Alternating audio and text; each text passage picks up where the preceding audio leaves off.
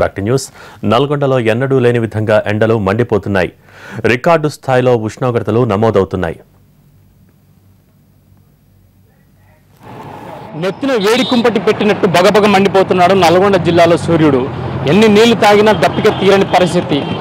ఉదయం 10 గంటల నుంచే ఊపిరాడని ఉక్కపోతతో జిల్లా వ్యాప్తంగా ప్రజలు ఇబ్బంది పడుతున్న పరిస్థితి నల్గొండ జిల్లా వ్యాప్తంగా కనిపిస్తూ ఉంది. ఈ వేసవిలో ఇప్పటి వరకు 151 మంది వడదెబ్బతో చనిపోయినట్టు కూడా ఆ అంచనాలు ఉన్నాయి. మొత్తానికైతే నిన్న వేడి 47.5 డిగ్రీల ఉష్ణోగ్రత నల్గొండ జిల్లాలో నమోదవడంతో 67 మంది వడదెబ్బతో మృతి చెందిన పరిస్థితి కనిపిస్తూ ఉంది. పిట్టల్లా రాలిపోతున్న పరిస్థితి నల్గొండ జిల్లా వ్యాప్తంగా కనిపిస్తూ ఉంది. గతంలో ఎన్నడూ లేని విధంగా నల్గొండ చరిత్రలోనే ఎన్నడూ లేని విధంగా ఇంత వేడి ఉష్ణోగ్రత నమోదవడం వల్ల ప్రజలంతా కూడా ఇబ్బంది పడుతున్న పరిస్థితి కనిపిస్తూ ఉంది. మొత్తానికి నిన్న నమోదైన 47.5 డిగ్రీల ఉష్ణోగ్రత నమోదవడం వల్ల ఒకే రోజు 67 మంది వడదెబ్బతో మృతి చెందిన పరిస్థితి కనిపిస్తూ ఉంది. మొత్తానికైతే నల్గొండ జిల్లా వ్యాప్తంగా ఈ వేడితో ప్రజలు ఇబ్బంది పడుతున్న పరిస్థితి కనిపిస్తూ ఉంది. మొత్తం మనతో పాటు కొంతమంది స్థానికులు ఉన్నారు. చెప్పండి, వేడి ఈ వేసవి కాలం ఎట్లా ఉంది? ఎండలు ఎట్లా ఉన్నాయి? విపరీతమైన ఎండలు ఉన్నాయి సార్. నల్గొండలో టౌన్లో బాగా ఈ ఎండలకు అలమటించలేని పరిస్థితి ఉంది. 8-10 గంటల నుంచే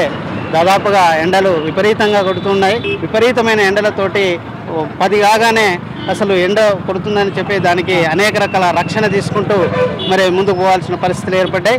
కాబట్టి విపరీతమైన ఎండలకు అలమటించిపోతున్నారు. వృద్ధులు లాంటి వాళ్ళు చనిపోతున్నారు. యువకులు అనేక రకాల ఎక్కడ ప్రొడక్షన్ దొరికితే అక్కడ షెల్టర్ తీసుకొని ఉండడానికి ప్రయత్నం చేస్తున్నారు. ఇలాంటి చాలా పరిస్థితి చాలా ఘోరంగా ఉంది సార్. ఈ ఎండలు ఇప్పుడు ఎక్కడైనా అంటే చిన్నపిల్లలు కాయించి ఈరోజు మన పేపర్లో చూసినట్లయితే కరీంనగర్లో కానీ, వరంగల్లో కానీ, ఈవెన్ మన నల్గొండలో కానీ ప్రతి దాంట్లో చిన్న పిల్లలు చనిపోతున్నారు.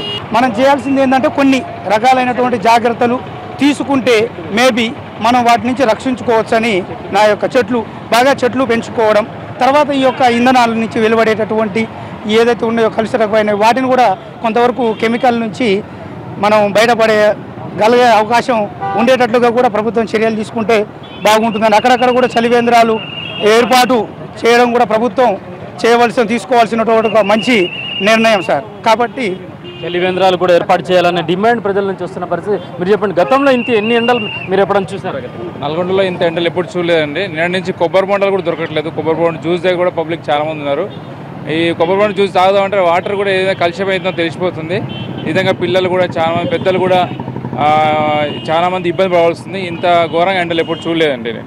ఇది మొత్తానికైతే నల్గొండ జిల్లా చరిత్రలోనే ఇంతటి ఎండలను గతంలో ఎప్పుడు చూడలేదనే అని చెప్తున్నారు స్థానికులు. మొత్తానికైతే ఈ వేసవిలో 151 మంది వడదెబ్బతో మృతి చెందడం జరిగింది. వందలాది మంది ప్రజలు ఈ ఆసుపత్రి పాలైన పరిస్థితి, అనారోగ్యం పాలైన పరిస్థితి జిల్లా వ్యాప్తంగా కనిపిస్తోంది. మొత్తానికైతే ఈ ఎండాకాలంలో వడదెబ్బతో మృతి చెందిన వారికి 5 లక్షల ఎక్స్గ్రేషియా చెల్లించాలని ఎంపీ ఉత్త సికందర్ రెడ్డి కూడా ఇప్పటికే డిమాండ్ చేయడం జరిగింది. మొత్తానికైతే నిన్న 47.5 డిగ్రీల ఉష్ణోగ్రత నమోదవడం వల్ల 67 మంది ఒకటే రోజులో 67 మంది వడదెబ్బతో మృతి చెందిన సంఘటన పరిస్థితి నల్గొండ జిల్లాలో కనిపిస్తుంది. మొత్తానికి ప్రజలు ఇబ్బంది పడుతున్న పరిస్థితి కనిపిస్తోంది.